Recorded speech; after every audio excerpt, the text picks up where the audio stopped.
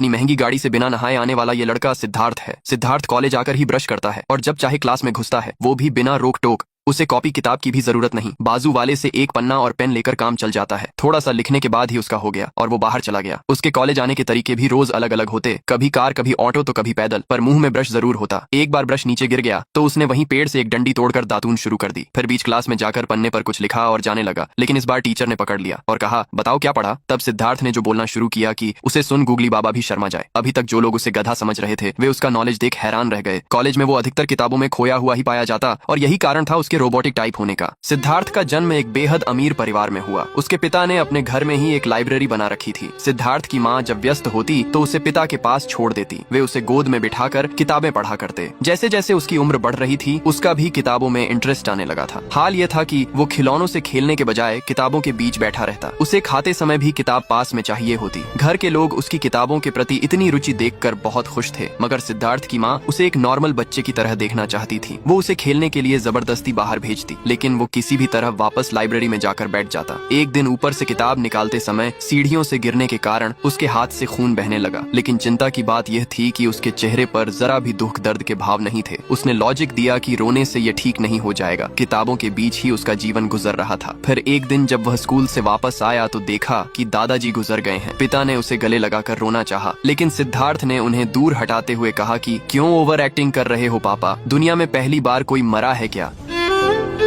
आज अचानक सिद्धार्थ ने किताब से ध्यान हटाते हुए खाने की फरमाइश की तो माँ ने खुश होकर कहा कि मैं अभी 2 मिनट में मैगी बनाकर लाती हूँ। माँ के जाते ही सिद्धार्थ का टाइमर शुरू हो गया। 2 मिनट पूरे हो गए पर मैगी नहीं आई, लेकिन भूख लगी थी तो कुछ तो खाना ही था। उसने अपने आस पास लगे पेड़ों को स्कैन करना शुरू कर दिया। उसे एक पेड़ मिला जिसे खाना सेफ रहेगा, और फिर क्या था, सिद्धार्थ ने पत्ती खाना चालू कर दिया। माँ मैगी बनाकर लाई तो देखा कि बेटा तो जुगाली कर रहा है। उसने कहा, बेटा ये बकरी के लिए छोड़ दे, तू मैगी खा। सिद्धार्थ ने लॉजिक दिया कि खाना पेट भरने के लिए खाया जाता है, स्वाद तो सिर्फ जीभ की तृप्ति के लिए है। सिद्धार्थ के साथ सिर्फ खाने की ही समस्या नहीं है। एक रात तो हद हो गई, सभी लोग उसे ढूंढ रहे थे, लेकिन वह मंदिर के आगे सड़क पर सोता हुआ पाया गया। पूछने पर बताया कि नींद आ रही थी तो सो गया। उसने कहा, अबे पप्पू, घर जाके भी तो सो सकता था। सिद्धार्थ ने लॉजिक दिया, जब नींद आए तभी सो जाओ कहीं भी। बेचारे माँ बाप तो उसे पैदा कर पछता रहे थे। वो घर में भी दिन भर लाइब्रेरी में बैठकर बुक्स पढ़ता रहता। फिर उन्होंने उसकी सारी किताबें छुपा दी और अमीर बाप ने उसके लिए एक कॉलेज ही खोल डाला ताकि वो बाहर की दुनिया में घुल मिल सके।